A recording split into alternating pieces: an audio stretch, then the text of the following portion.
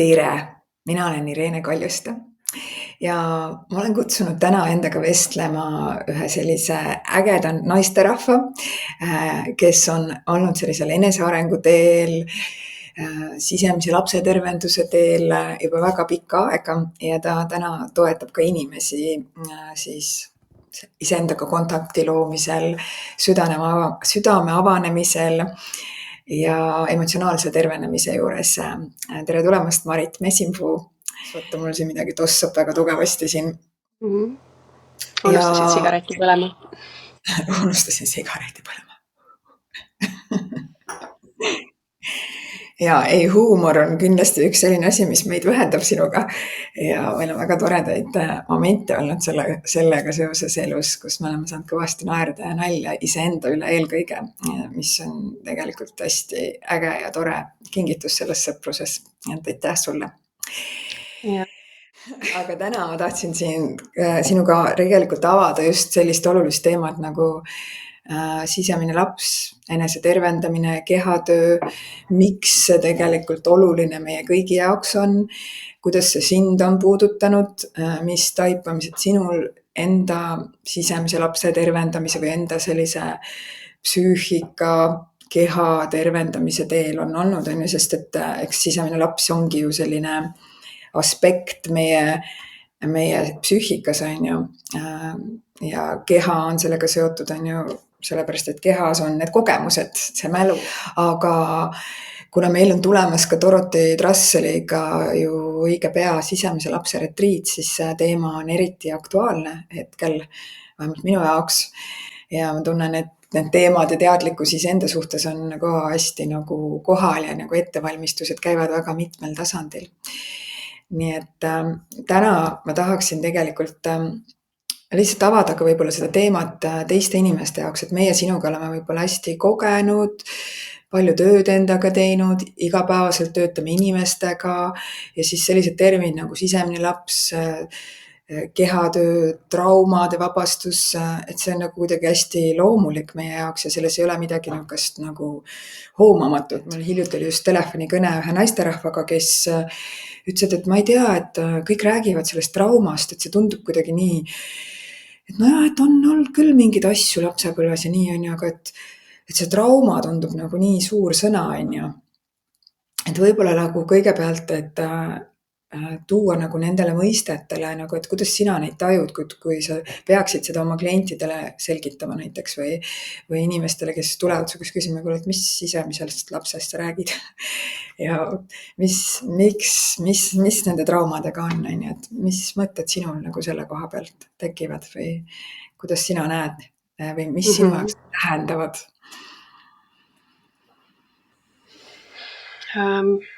Minu jaoks on see sisemine töö lapsega sellepärast oluline, et ma enda kogemuse põhjal saan öelda, et kõik, mis ma täna oma elus kogen, kui me räägime praegu sellistest võib-olla väljakutsuvatest olukordadest ja situatsioonidest, mis mulle ei meeldi, millega ma rahul ei ole, kus ma tahaksin midagi muuta, aga võib-olla ei tea, kuidas. Nendes olukordades on alati mingi emotsioon kaasas. On see siis lootusetus, kurbus, igatsus, mis iganes see on.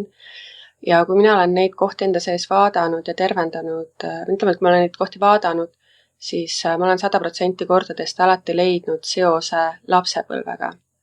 Et kuigi need olukorrad, mis meil täna elus on hoopis erinevad, võtame näiteks, ma arvan, mis on päris levinud, on suhteteemad, suhteprobleemid või sellised suhtedünaamikad ja sageli siis meie partner võib meid käivitada teatud viisil, mis toobki üles mingeid emotsioone, reaktsioone ja nii edasi, siis mina olen alati märganud, et need emotsioonid ja reaktsioonid, mis üles tulevad, on pärit mu lapsepõlvest. Need on täpselt samad tunded. Inimene on teine, olukord on ka justkui teine või ongi teine, aga see tunne on sama. Mul oli hästi kaua aega näiteks selline tunne, et ma ei tundnud ennast kodus hästi. ja ühel hetkel ma hakkasin seda vaatama ja ma sain aru, et mul ei olnudki võib-olla väga palju selliseid hetki lapsena, kus ma oleks nagu täielikult ennast kodus hästi tundnud. Ehk siis see kogemus, mis mul lapsena oli, tuleb mu praegusesse ellu kaasa, kui ma ei ole seda ära tervendanud. Sellepärast on see sisemine töö lapsega oluline olnud, vähemalt minu jaoks. Ja mulle meeldib, kuidas Dorothy on seda traumat lahti mõtestanud, et trauma ei ole need olukorrad, mis meiega on juhtunud. Justkui, et jah, tegelikult ju ei olnudki nagu midagi hullu, vaid see, kuidas me sellega toime tulime. Või mis selle tagajärjel meie sees juhtus, kas me suutsime selle lõpuni enda sees protsessida või mitte. Ja võib-olla tagantjärgi mõnikord ongi lihtsam vaadata, et ei olnud ju tegelikult midagi hullu. Aga sellel hetkel, kui sa mingis kogemuses sees oled, siis sa veel ei tea, mis edasi saab. Sellel hetkel võib see sinu jaoks olla nii hirmutav. Ja loomulikult siis elu läheb edasi ja näed, et okei, ei juhtunudki midagi. Ja siis sa vaatad tagasi, ei olnud midagi hullu, võib-olla kartsin natuke. Aga see osa sinust, kes ikka oli veel hirmul selles olukorras, kui tema ei ole nähtud ja kui tema ei ole sõna nii-öelda saanud, kui sa ei ole saanud seda oma kehast maha laadida, seda hirmu või mis iganes emotsioon seal oli, siis sa kannad seda lihtsalt endaga kaasas. Ja samal ajal siis see sisemine laps nagu alateadlikult või läbi alateadvuse, või ma ei oska seda paremini seletada, nagu kutsub meid, ütleb, et vaata, ma olen siin. Ja sa alateadlikult tõmbad elus ligi neid olukordi, mis aitavad sul seda kohta uuesti vaadata, mille eest sa kunagi põgenesid, sest sul ei olnud teist võimalust. Ja see on päris hea koht nagu tegelikult on ju, et järelikult siis ma nagu justkui ise loon kogu aeg enda elu ja ka neid kogemusi, mis mulle absoluutselt ei meeldi ja mulle haiget teevad, on justkui mu enda ligi tõmmatud kogemus, et nagu, kuidas see kõlab nagu niimoodi, et sellepärast, et ma saaksin need kogemused lõpuni tehtud ja need vabaks anda, et ma ei peaks seda sama asja uuesti kordama, mis lapsepõlves jäi lõpetamata, nii-öelda lahendamata. See on väga võimas. Jah, sest hinge tasandil sa tahad vabaks saada. Ja meil on vaja see, justkui see, ma vahel seletan oma klientidele niimoodi, et meil on nagu see traumatsükkel, selline ring, võib-olla ma olen seda Dorothilt kuulnud või ma ei mäleta, kust ma selle võtsin, et siin juhtub midagi ja siis me justkui protsessime selle lõpuni, 100% saab täis ja siis see on tehtud. Aga mida me sageli teeme, et me jääme kuskil trauma hetkel siia 60-70, võib-olla hiljem jõuame mingi teise sündmuse kaudu 80%-ni ja siis aga me ei tee, see tundub nii hirmutav, et me ei tee seda lõpuni ära.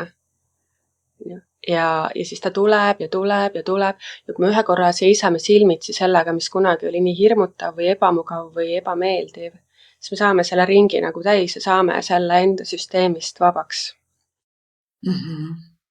Põhimõtteliselt nagu elame tundeliselt uuesti läbi nagu selle kogemuse siis juba nagu teadlikkus kohas. Aga ma ei võtaks seda nii dramaatiliselt, sest siis nagu tekib see tunne, et ma pean kogu selle trauma nüüd uuesti läbi elama ja võib-olla seda on nagu liiga palju mu jaoks ja ma ei tea, kas ma julgen sinna minna. Et kui me räägime konkreetselt sellest Dorothy retriidist, siis on seal väga turvalised viisid, kuidas me seda sisemist last tervendame. Me kunagi ei pane teda sellesse olukorda, sest et nüüd me oleme justkui seal kahekesti see täiskasvanud mina ja see laps. Et me ei kao nagu täiesti sinna lapse sisse ära, et see ressurssidega täiskasvanu on siin, kes suudab seda last toetada. Lihtsalt lubame tal nähtavale tulla, lubame tal oma valu lõpuni tunda, aga mingi suurem või teadlikum osa meist, kes on sellel ajal sellest nagu see vaatleja seal protsessis ja kaasas sellega ruumi hoidmas justkui. Ja, siis ei tundu see nii dramaatiline, vaid see on nagu okei. Jaa. See juhtus minuga, on ju. Jah, sest mis ma vahel näen, miks inimesed ei julge seda tööd teha, on see, et mis siis, kui ma kohtun millegagi, milleks ma ei ole valmis või et seda on liiga palju. Ja tõde on see, et mitte keegi ei kohtu kunagi sellega, milleks ta valmis ei ole. Meie psüühika kaitseb meid selle eest. See ei ole võimalik, sa ei lase endal minna sellesse kohta, milleks veel valmis ei ole. Nii et seda nagu ei tasu karta, et mis nüüd juhtub, äkki tuleb midagi, milleks ma valmis ei ole. Aga mis hetkel sina enda elus tundsid seda, et sul oleks aeg teha tööd enda sisemise lapsega või võib-olla sa tajusid seda kuidagi teistmoodi, et mis oli see moment, kus sa tundsid, et nüüd oleks aeg tegeleda iseendaga nagu seespoolt? Et kas sul on nagu kas oli mingi eriline oluline sündmus või millal sa nagu otsustasid sellele teele asuda, et okei, ma tunnen, et mul on mingid vanad traumad, mingisugused valusad kohad, et mul oleks aeg siis minna mõnele koolitusele või terapeudi juurde või kuidas see otsus sinu jaoks küpses? No mina sattusin sellele teele rohkem nagu uudishimust, et võib-olla ma sellesse kohta nii väga ei süvenekski, sest see lugu võib-olla hetkel ei ole nii oluline. Aga mida ma jagan küll, on see, et see, millal ma päriselt mõistsin selle töö väärtust, oli siis, kui mul päriselt oli keeruline aeg. Et enne seda see oli lihtsalt selline tore, see arendas mind, avardas mu maailmapilti ja nii edasi. Aga minu jaoks oli jah niimoodi, et ma pigem nagu jõudsin hiljem elus sellesse kohta, kus mul oli hästi raske. Ja siis mul oli hästi hea meel, et mul olid need tööriistad olemas ja see teadlikkus olemas, et see on lihtsalt kõik need vanad traumad.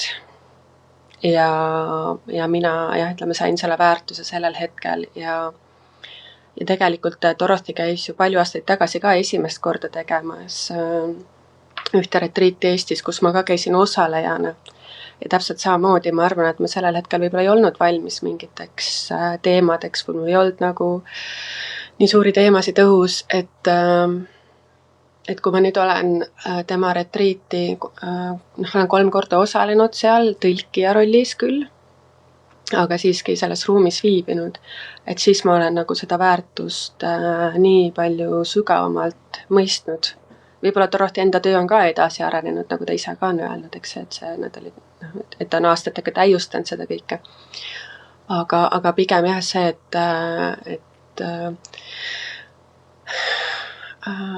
läbi elukogemuse ja mingite raskete situatsioonide kogemise ma mõistan, kui väärtuslik see töö on.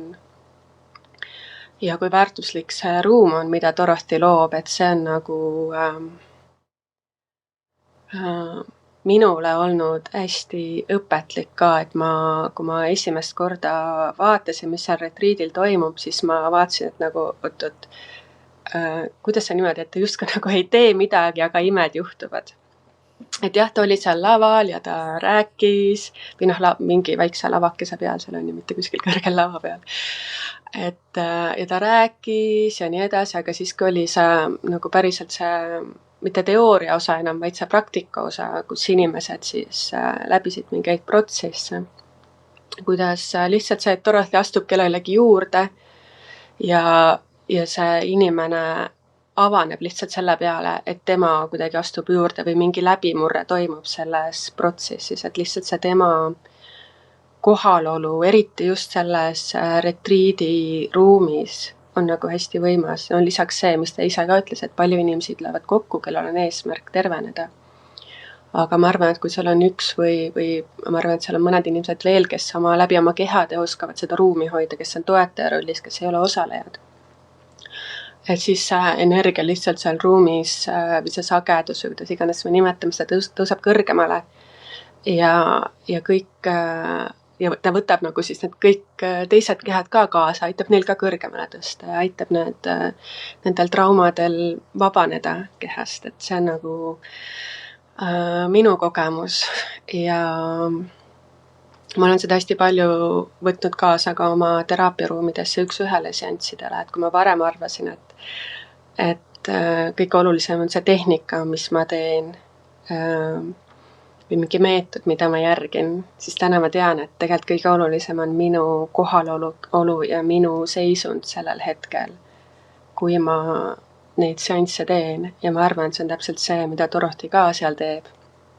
Ja see on miski, mida võib-olla ka inimesed, kes töötavad teiste inimestega, on terapeudid või mis iganes praktikud, mis iganes valdkonnas siis, et lihtsalt tulla sinna kohale ja kogeda seda, et ka niimoodi saab hoopis ruumi hoida ja neid imesid tekitada. Ja imedele ruumi tekitada. Et see sõnadeta ruum Kuidas? et see sõnadeta ruum jah, teeb rohkem tihti kui jah. jah, see kohalolu on lihtsalt see tema enda olek, Dorothy enda olek siis jah. Nii et mina olen nagu väga õppinud, sellepärast ma olen nagu ka Dorothy fänn ja ma salaja lootsin, et sa vähemalt veel ühe korra kutsud teda Eestisse siis, kui sa veel ei olnud kindel. Sest et minu jaoks ta on totaalne nagu kehalausuja. Et ongi see, et tema keha räägib nagu teise inimese kehaga ilma sõnadeta. Tema närvisüsteem räägib teise inimese närvisüsteemiga ja ütleb, et siin on turvaline, sa võid siin kogeda seda, kes sa oled. Ja kui ma räägin sellest ruumi hoidmisest, siis ongi see, et ta ei tule ja ei ütle sulle, et mul on nii kahju, et see sinuga juhtus või et vaatame, kuidas me saame sind korda teha või vaatame, kuidas sul oleks parem olla. Seal ei ole seda, seal on lihtsalt see puhas ruumi hoidmine, et see osa, kes tahab nähtavale saada, kes tahab olla nähtud selles kohas, et ma kogesin seda. Jah, võib-olla sa ei saa mind täna aidata, võib-olla ei olnud kedagi, kes mind siis oleks saanud aidata või toetada, aga nüüd ma olen nähtav selles ja see on nii tervendav koht, et lihtsalt keegi mõistab sind ja näeb sind ja ei püüa sind parandada, fiksida. Väga võimas ja väga lihtne samas. Jah, just väga-väga lihtne. Tegelikult mingis mõttes vist nagu aju plahvatab selle koha pealt, et me oleme enda pea nii palju igasuguseid teooriaid täis toppinud ja paralüüsis kogu sellega, miks meie suhted ja ise ja kuidas ja mismoodi. Ja tegelikult see, mida Dorothy võib-olla siia kohale on toonud siia ruumi sellest, et kui lihtne tegelikult on tervenemine. Jah, et ilmselge on see, et tema on nagu hästi palju enda sees kõigele otsa vaadanud, valgusele ja varjudele ja koletistele ja kellele iganes, ühesõnaga kõigile emotsioonidele. Ja olles seda teinud, on tal võimekus taluda seda, kui keegi teine on sama sügavas või pimedas kohas, lihtsalt näha seda kohta teises inimeses, sest et kui sa ise ei ole seda kohta enda sees vaadanud, siis sul on raske vaadata ka seda teises inimeses. Yeah. Ja ma arvan, et see on ka üks tema see fenomen. Ja ma arvan, et kui me kõik nagu järjest rohkem suudame olla mugavad iseendas ja enda sees nii-öelda paigas ja vaadata otsa kõigele sellele, mis me oleme. Isegi raevule, isegi ebaspirituaalsusele, isegi sellele, et me ei ole alati ilusad ja head ja me keegi ei ole alati ilusad ja head kogu aeg.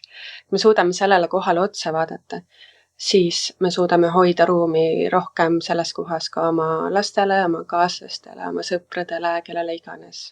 Me ei trigerdu selle peale enam niimoodi. See ongi see võib-olla üks see väärtus, et kui sa enda sees oled kohtunud nende kohtadega, näiteks seal seminaril, siis kui keegi ütleme, et kui sa siin näiteks käivitab see, kui keegi on vihane sinuga või kuskil, ma ei tea, töö juures on mingi konflikt või kodus on mingi konflikt või keegi on vihaenergias ja mina näiteks olin seda tüüpi inimene, kes kartis viha ja isegi mäletan seda kohta, kus ma ütlesin ühele sõbrale, et sorry, aga mina ei oska vihastada. Ja samas mind nagu hullult käivitas, kui keegi oli selles kohas. Täna mul on nagu, okei, sa oled vihane. Jah, võib-olla isegi kui tuleb nagu mingi võbelus sisse, siis ma ei lähe sellesse kohta, et tema on vihane, vaid ma lähen oma tunde sisse ja lihtsalt luban sellel olla ja see ei saa mind enam niimoodi trigerdada. Ma tervendan iseennast ja läbi sellega ma tervendan seda reaalsust, mis mu ümber on. Ja samas nagu see sõna tervendamine võib-olla on siuke kahe otsaga mõõk nagu ka justkui, et me peame kogu aeg midagi tervendama, et võib-olla lihtsalt see, et lubame olla kõigel, mis on ja saame tunda rahu selles rohkem. Jah, mis ongi ju tervendus nii-öelda, et me tegelikult õpime aktsepteerima ja läbi selle aktsepteerimise saavad need kohad hakata ise sulama, et meie ise tervendamine ei ole tegevus, vaid see on tegelikult ju see nagu et me õpime ütlema jah endale ja siis läbi selle jahi need pimedad kohad, mis me oleme ei öelnud endale, saavad nähtavale tulla ja tegelikult läbi valgustuda nii-öelda ja muunduda. Sellel retriidil konkreetselt, kui me sellest retriidist räägime, seal ei ole ainult see, et me keskendume nendele traumadele ja esimene päev on lihtsalt see, et me keskendume turvatundele teine päev me võib-olla keskendume natuke rohkem nendele traumadele või siis palju rohkem, kuidas kellegi jaoks. Ja kolmas päev on tegelikult ülioluline, sest siis me keskendume sellele heaolutundele. Me pöörame pilgu tegelikult selle poole, mida me tahame, sest hästi lihtne on jääda kinni, et mul on see ja see trauma ja mitte keskenduda elu nautimisele või enda poputamisele või millele iganes. Et see on nagu selline kirst seal tordil, et see ei ole ainult 3 päeva sellist raevutsemist ja jalgade trampimist või lahinal nutmist. Et seal on nagu hästi palju ilusaid hetki, nagu ühendus, seda hõimutunnet, mis tekib nendes jagamisringides, et see kõik on, see on lihtsalt nii ilus ja see on see ühendus. Et nagu Tarasti ütleb, et tervenemine ei saa toimuda üksi, vaid siis ühenduses olles. Meil on see ühendus, et me oleme nähtud. Ühenduse jaoks ongi vaja seda, et keegi näeb meid sellena, kes me oleme ja meie näeme kedagi teist sellena, kes tema on. Et see on tegelikult nii ilus kogemus. Ja ometi tegelikult see on üks nagu põhjusi, miks inimesed valivad edasi lükata või mitte tulla, on see hirm olla nähtud. Et see, mul on nagu mitmed inimesed helistanud ja tahtnud täpselt uurida, kuidas ja mismoodi ja just sellest kohast, et on hirm tulla grupis tööd teha. Et see, et teised inimesed ja ühesõnaga, et see mingi kontrollimehhanism tahab nagu peale tulla ja see tundub pigem mitte turvaline. Et mida sa ütleksid sellisele inimesele, kes on nagu selle enda otsuse tegemisel just selles kohas, et no ma ei tea, gruppi tulla kuskile ja tegeleda nii sügavate teemadega, et kuidas see saab võimalik olla? No ma kasutan siin sellist, see ei ole minu enda mõte, ma kunagi õppisin Holistika Instituudis ja mul ütles kursaõde nagu nii ägedalt, mis mulle meelde jäi, et kui sa oled grupis, siis sa liigud edasi nagu 7 penikoorma saabastega. Ehk siis seal ongi see, et siis sa saad vaadata otsa sellele kohale, et ma ei julge olla nähtaval. Seal on inimesi, kes sind võib-olla käivitavad, kelle suhtes sul tekib hinnang. Seal on inimesi, kelle suhtes sul võib-olla tekib siuke hea ja soe tunne. Need on kõik sinu enda peeglid tegelikult, eks. Ja kui on see hirm, et ma ei julge olla teiste ees nähtaval, siis siin on natukene ka seda, et kas sa ise enda jaoks julged olla nähtaval kõige sellega, mis sa oled. Et kui tuua see nagu väline maailm sissepoole, kas ma ise julgen olla nähtaval, kas ma julgen näha kõiki osasid iseendast. Sest tegelikult teistel inimestel on sinust suva, igaüks tuleb sinna sellega, et appi, mida keegi must mõtleb. Võib-olla mitte igaüks, aga ma arvan, et neid on palju. Ja jumala eest, sa ei pea olema nähtaval, on isegi harjutusi, mida me teeme seal, kus on silmaklapid peas, et keegi ei näeks, mida keegi teine teeb. Et seal ei ole, keegi ei sunni millekski, aga see on lihtsalt võimalus seal 2,5 päeva olla selles energias sees. See on midagi nii palju erinevat sellest, kui sa lähed 1-1 seansile, sest et see on lihtsalt kestab lühikest aega. Ja see terapeut, kes sind hoiab, tema hoiab sulle kogu aeg ruumi ja võib-olla ta ei käivita sind nii, nagu need ülejäänud inimesed seal ruumis käivitaksid. Võivad käivitada, tähendab, et see on garanteeritud, et niikuinii tuleb seal mingeid hinnanguid kas enda või teiste osas üles, aga sul on võimalus valida lihtsalt jääda vaatlejaks. Okei, see asi tuli, see lihtsalt peegeldab mulle midagi minus endas, midagi, mida ma ei ole seni tahtnud võib-olla näha või vaadata või tunnistada või mida ma ka võib-olla tahaksin rohkem selline olla, aga olen keelanud endale. Et see on minu meelest nagu megakoht, kus neid peegeldusi saada. Nagu põhimõtteliselt selline tervendusinkubaator või kus on võimalik nii-öelda nädalavahetusel kiirendi ruum tegelikult, et need teemad, mis igapäevases elus on rohkem nagu vaiba all ja kontrollitud, saavad nagu rohkem ülesse tulla ja see on ka ju põhjus, miks esimene päev ongi loodud selleks, et see väike sina saaks olla nagu tegelikult see mäng on päris okei. Et ta tunneks turvaliselt, et ta saaks siis järgmisel päeval kõik maha raputada, kõik selle koorma, mida ta endaga kaasas kandnud on ja leida see mänguline ja elurõõmus ja uudishimulik osa endas ülesse juba siis pühapäevasel päeval, nagu sa nii ilusti selle niimoodi kokku panid, on ju. Jah. Ja ma ütlen seda ka, et minu esimene selline grupikogemus ei olnud üldsegi ju Dorothy retriidil, vaid oli Rännaku saali seminaril, kui need kunagi Eestis algselt toimusid, siin või tulid. Mul täpselt samamoodi see hirm, mis siis, kui sa olen äkki mõni mu tuttav, milline ma tohin olla, milline on õige olla, kuidas on turvaline olla. Ja juba tegelikult see hirm oli enne seda retriiti palju hullem. Kui ma läksin sinna kohale, mul oli võimalus skännida kõiki neid inimesi, kes seal ooteruumis olid, vaatasin, tegelikult siin on vist päris turvaline. Ja see teema ei tulnudki kordagi pärast seda seal seminaril ülesse, et oleks ebaturvaline kuidagi olla nähtaval, sest ma nägin, et igaüks on tegelikult enda sees tegeleb enda teemaga ja teda ei huvitagi nii väga, mida mina tunnen. Aga kindlasti seal oli igasuguseid hinnanguid sellel hetkel minu poolt ka täpselt samamoodi, et see on lihtsalt inimlik, sellega ei ole mitte midagi valesti, et see oli see, kuidas me õppisime ellu jääma. Et eristada, et mina olen see, mina kuulun siia, see on võõras ja turvaline on olla teatud viisil. Aga mis siis, kui kõik need inimesed on õiged, keda me kogeme? Just. Et iga olukord presenteerib ideaalsel kujul, et ma saaksin, just nagu me siin vestluse alguses rääkisime, tegeleda sellega, mis minus sellega seoses üles tuleb, on ju, ja see kogemus ära muuta, on ju.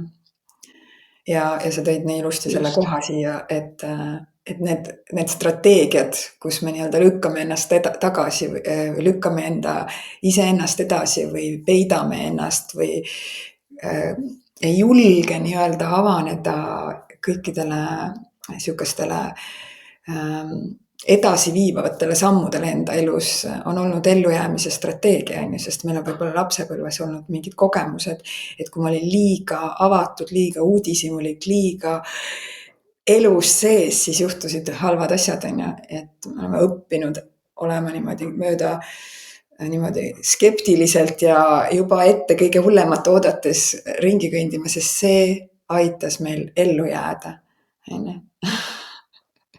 Aga mis siis, kui nüüd vahetaks kurssi ja selle asemel, et olla pidevas ellujäämise režiimis, hakkaks hoopis elama.